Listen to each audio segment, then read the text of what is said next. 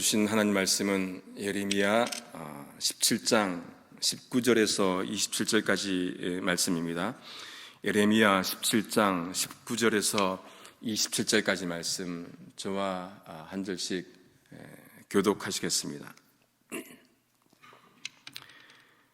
여호와께서 내게 이같이 말씀하시되 너는 가서 유다 왕들의 출입하는 평민의 문과 예루살렘 모든 문에 서서 무리에게 이르기를 이 문으로 들어오는 유다 왕들과 유다 모든 백성과 예루살렘 모든 거민 너희는 여호와의 말씀을 들을지어다. 여호와께서 이같이 말씀하시되 너희는 스스로 삼가서 안식일에 짐을 지고 예루살렘 문으로 들어오지 말며 안식일에 너희 집에서 짐을 내지 말며 아무 일이든지 하지 말아서 내가 너희 열조에게 명함같이 안식일을 거룩히 할지어다. 그들은 청종치 아니하며 귀를 기울이지 아니하며 그 목을 곧게 하여 듣지 아니하며 교훈을 받지 아니하였느니라. 나 여호와가 말하노라. 너희가 만일 삼가 나를 청종하여 안식일에 짐을 지고 이 성문으로 들어오지 아니하며 안식일을 거룩히 하여 아무 일이든지 하지 아니하면 다윗의 위에 앉는 왕들과 방백들이 병구와 말을 타고 이 성문으로 들어오되 그들과 유다 모든 백성과 예루살렘 거민들이 함께 그리할 것이요 이 성은 영영이 있을 것이며 사람들이 유다 성읍들과 예루살렘에 둘린 곳들과 베냐민 땅과 평지와 산지와 남방에 쓰여져서 번제와 희생과 소제와 유황과 감사의 희생을 가지고 여호와의 집으로 오려니와 같이요 너희가 나를 청종치 아니하고 안식일을 거룩히 아니하여 안식일에 짐을 지고 예루살렘 문으로 들어오면 내가 성문에 불을 놓아 예루살렘 궁전을 삼키게 하리니 그 불이 꺼지지 아니하리라 하셨다 할지니라. 아멘. 여호와께서 예레미야에게 계속해서 말씀을 하시는데 이렇게 말씀을 하십니다. 19절 20절에 보니까 너는 가서 유다 왕들이 출입하는 평민의 문과 예루살렘 모든 문에 서서 무리에게 다음과 같이 전하라고 그렇게 말씀을 합니다. 그 문으로 들어오는 유다 왕들과 유다 모든 백성과 예루살렘 모든 주민인 너희는 여호와의 말씀을 들을지어다. 하나님의 말씀을 들으라고 그렇게 말씀을 합니다. 하나님은 예레미야에게 사람들이 오고 가는 그 문에서 하나님의 말씀을 전하라는 거예요. 여러분, 문은 사람들이 출입하는 곳이지요. 역사적으로 볼 때 나라마다 문이 있습니다. 대도시 있죠. 거기에는 문명이 들어오고 철학이 들어오고 사상이 들어오고 새로운 예술이 들어오는 그런 부흥하는 곳입니다. 그런 곳에는 보통 장사가 있죠. 돈이 오고 가니까 화려하지 않겠습니까? 그런 곳에서 하나님은 장사하는 것이 아니라 하나님의 말씀을 들으라고 그것을 선포하라고 말씀을 합니다. 가장 중요한 것은 하나님의 말씀을 듣는 것이죠. 그것이 어디든지 말씀 듣는 것을 최우선으로 해야 합니다. 가정이든 직장이든 대도시든 뉴욕이든 강남이든 어디든지 상관없이 어디든 하나님의 말씀을 들어야 합니다. 하나님은 또한 백성들뿐만 아니라 왕들에게도 전하라고 하십니다. 하나님의 말씀을 듣는 데 있어서 그 누구도 예외가 없습니다. 왕도 들어야 되고 모든 백성도 들어야 합니다. 부자도 말씀을 들어야 합니다. 왜 그렇습니까? 그가 가진 재산이 하나님의 말씀을 대신하지 않기 때문에 그래요. 그가 가진 재산이 구원을 이루지 못한다는 것을 우리가 너무나 잘 알지 않습니까? 권력자도 말씀을 들어야 합니다. 왜 그렇습니까? 그 권력이 구원을 얻지 못하기 때문에 그렇습니다. 하나님 말씀을 대신하지 못하는 거예요. 아무리 권력이 유창 해도 10일long 이렇게 화무 11일 꽃이 피어도 10일 동안 불지 못한다는 얘기가 있듯이 권력도 오래가지 못합니다. 반대로 그러면은 가난한 자는 어떻습니까? 가난한 자도 말씀을 들어야 합니다. 그 가난이 말씀을 듣지 않아도 되게 하는 면죄부일 수 없습니다.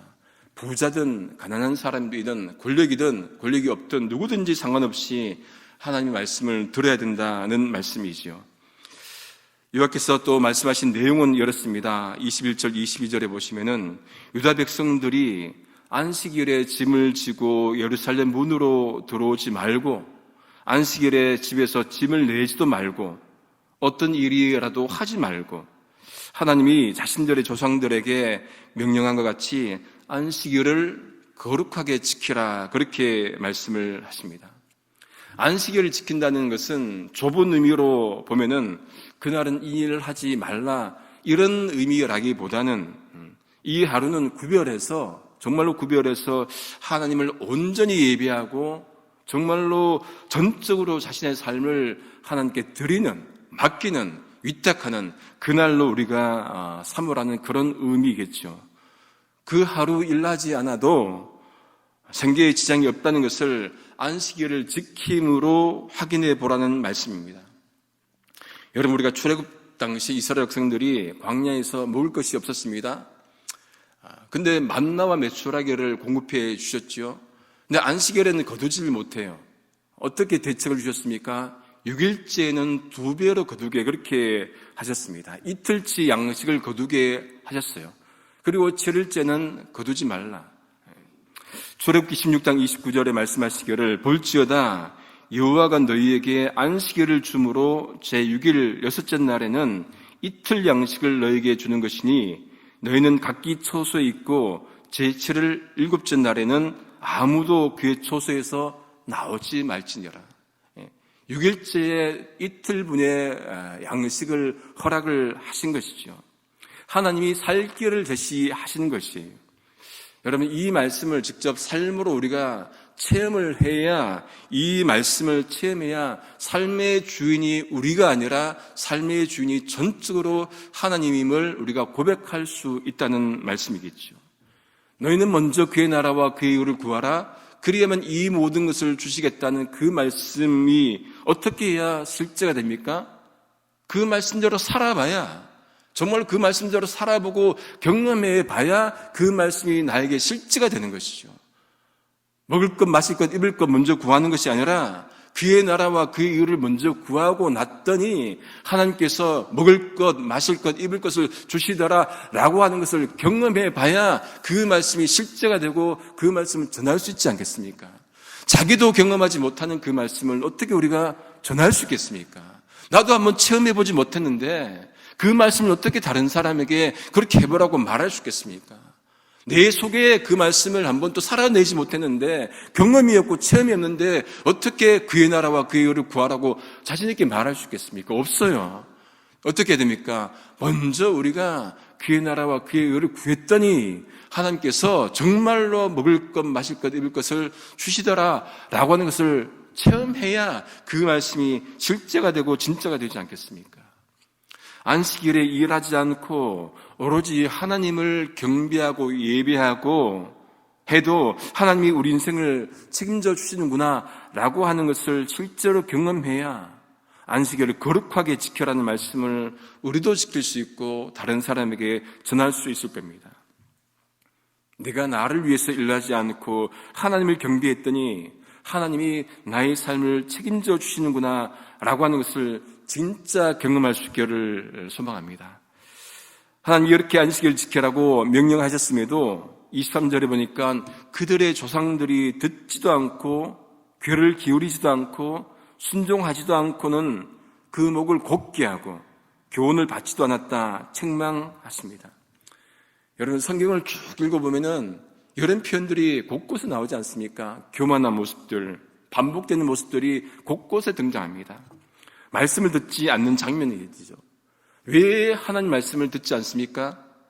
답은 간단해요. 자기 속에 이미 정답이 있기 때문에 그렇습니다. 정답을 갖고 있기 때문에 교만한 거예요. 하나님 말씀을 들을 필요가 없는 것이죠. 아이들이 말을 듣지 않는 경우는 자기 속에 정답이 있기 때문입니다. 그래 말을 듣잖아요. 제가 요즘 둘째 놈을 운전을 면허를 따게 하려고 가르치는데 처음에는 아무것도 모르니까 약간 순종을 하더라고요. 근데 며칠 하더니만 약간 이렇게 손에 익었는지 그다음부터는 아빠 말을 듣지 않아요. 목이 곧은 백성이 되어버렸습니다. 교만해요. 자기 속에 정답이 있기 때문에 그런 거잖아요. 자기 속에 이미 답이 있는 거예요. 이거 아는데 왜 아빠 자꾸 잔소리하냐 이거죠. 이스라엘 백성들의 삶이 바로 그런 모습이에요. 목을 곧게 하고, 그러면 사람의 말을 듣지 않을 뿐만 아니라 하나님 앞에서도 목을 곧게 합니다. 그러면은 하나님 말씀도 듣지 않는다는 말씀이죠. 출애굽 당시 이스라엘 백성들에게 누누이 말씀하시는 것은 목이 곧은 백성, 목이 곧은 백성들, 목이 겸손해야 합니다. 여러분, 성도들 사이에도 목이 겸손해야 인사를 합니다. 성도에게 인사하지 않으면서 하나님께 인사하는 것, 하나님 경배하는 것, 어떤 의미에서는 모순이기도 하겠죠. 하나님 말씀에 순종하지 않으면 하나님 또 그들의 말을 듣지 않을 것이다 하십니다. 스가랴 7장 13절에 보시면은 내가 불러도 그들이 듣지 아니한 것처럼 그들이 불러도 내가 듣지 않겠다. 어느 쪽이 여러분 결과가 심각합니까? 하나님이 듣지 않으면 끝이에요. 하나님이 우리의 요구에, 우리의 기도에, 우리의 간구에 여러분 하나님 듣지 않으면 아무것도 아니잖아요. 그럼 끝입니다. 그것이 더욱더 큰 심각한 결과를 가져온다는 것을 우리가 고백한다면 정말로 겸손하게 말씀을 듣는 자리로 나아가야 합니다. 하나님께서 24절 25절에 말씀하십니다. 유다 백성들이 하나님께 순종하여 안식일에 짐을 지고 이 성문으로 들어오지 아니하고 안식일을 거룩히 하여 어떤 일이라도 하지 아니하면은 다윗의 왕위에 앉아있는 왕들과 고관들이 병거와 말을 타고 이 성문으로 들어올 것이고 그들과 유다 모든 백성과 예루살렘 주민들이 함께 그리할 것이요 이 성은 영원히 있을 것이다. 그렇게 말씀을 합니다. 그러니까 안식일을 지키면은 이곳은 왕들이 지나가는 그런 통로가 될 것이다 말씀을 하는 거예요. 그보다 더 위대한 곳이 어디 있겠습니까? 왕들이 통과하는 문이 되는 거예요. 또한 안식일을 지키면은 모든 백성들이 또한 지나가는 길목이 될 것이다. 얼마나 번성하는 곳이 됩니까? 안식일을 지키면 어떻게 된다고요? 그 성이 영원히 있을 것이다. 그러니까 안식일을 지키면은 그곳은 정말로 바라던 그런 곳이 된다는 거예요. 사람들이 많이 왕래하고 철학이 들어오고 번성하는 도시, 장사에서 번성한 도시가 아니라 어떻게 했어요? 하나님을 경배했더니 안식일을 지켰더니 나머지 것들도 주시는구나 라는 거 하는 것을 확신 있게 말씀을 해 주시는 것이죠. 또한 안식일을 지키면은 사람들이 유다 성읍들과 예루살렘에 들리는 곳들과 베냐민 땅과 평지와 산지와 네겝으로부터 와서 번제와 희생과 소제와 유황과 감사 제물을 여호와의 성전에 가져올 것이다 하십니다. 그렇게 안식일을 지키면은 온 사방에서 사람들이 성전으로 모인다는 거예요.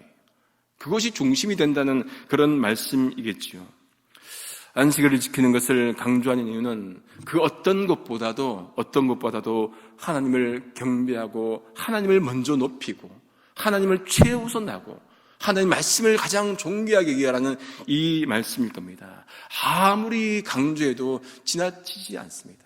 우리 자녀들에게 이것 강조해도 지나치지 않아요. 안식일을 지켜야지 않는, 주일을 지켜야지 않는 다음 세대가 얼마나 많이 있습니까? 다시금 회복하고 이것부터 다시금 가르치고 주일 지키게 하는 것 가장 중요한 것, 이 본질을 우리가 놓치지 않아야 할 것입니다. 마지막 27절 보십시오. 그런데 안식일을 지키지 않으면 어떻게 된다는 것을 말씀합니까?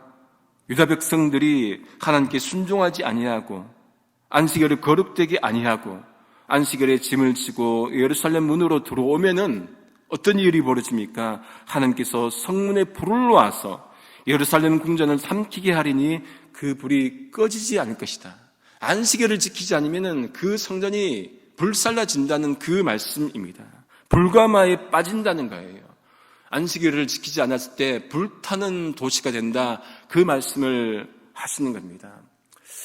여러분, 두 가지예요. 안식일을 지키면은 그 곳이 평탄하게 되게 되고 번성하게 되지만은 안식일을 지키지 않으면 불타게 된다는 말씀을 대조적으로 명확하게 보여줍니다. 그럼 무엇 해야 됩니까? 우리의 선택은 자명합니다.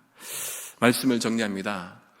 팬데믹 이후로 안식일을 지키는 개념이 많이 약화되고 있습니다. 온라인 예배는 어쩔 수 없는 경우에 드리는 것이 좋습니다. 몸이 아파서 여러분 교회 나오지 못한 경우도 있잖아요. 그럴 때 온라인 예배 드리는 거 당연합니다. 몸이 아픈데 어떻게 나와요? 못 오니까 그렇게 온라인 예배를 만들어서 드리게 하는 것 얼마나 다행이에요. 감사하죠. 다른 데 출장 가거나 어디 여행을 갔을 때, 그렇죠? 지역 교회도 갈 수 있지만은 못 가는 경우가 있을 수 있잖아요. 그러면은 온라인 예배를 드릴 수 있습니다. 감사한 것이죠. 자기 모교의 교회를 지키는 그 마음, 감사한 마음입니다. 그런데 교회에 올 수 있는 상황에도 오지 않으면은 여러분 이거는 실시간으로 예배에 참여하다가도 급한 일이 생기면은 예배는 뒷전이 되는 거예요. 급한 일이 되면은 나중에 녹화 영상 보거나 또 정말로 급하면은 어떻게 돼요? 말씀만 나오는 것만 봅니다. 여러분 예배라는 것은 설교 말씀만 듣는 게 아니잖아요. 예배에 나와서 같이 찬양하고 찬송하고 함께 섬기는 성도님들의 얼굴을 확인하고 안부를 묻고 함께 몸을 부대끼고 식사하고 밥을 나누고 안부를 같이 나누는 이것 인사하는 이것 모든 것들을 합쳐서 이게 예배의 자리인데 우리는 정말로 잘못하면은 말씀만을 우린 예배라고 그렇게 생각할 때가 참 많이 있습니다. 몸이 와야 가능한 것이 예배인 거예요. 이 자리에 여러분이 있잖아요. 그렇죠? 이게 어떤 의미에서 진짜 예배이기도 한 것이죠. 하나님이 하늘에서 말씀으로만 세상을 구원하지 않으셨습니다. 못하셔서 안 하신 것이 아니라 보여주기 위해서 하나님이 창조하시고 또 어떻게 합니까? 직접 아들 예수를 영의 몸으로요? 아니에요. 육의 몸으로 이 땅에 보내주셔서 끝내는 십자가에 지게 하시는, 죽기까지 하시는 것은 우리에게 육을 강조하시기 위해서 오시는 것이지요. 다시금 교회마다 예배가 회복되고 교회가 회복되기를 기도해야 합니다.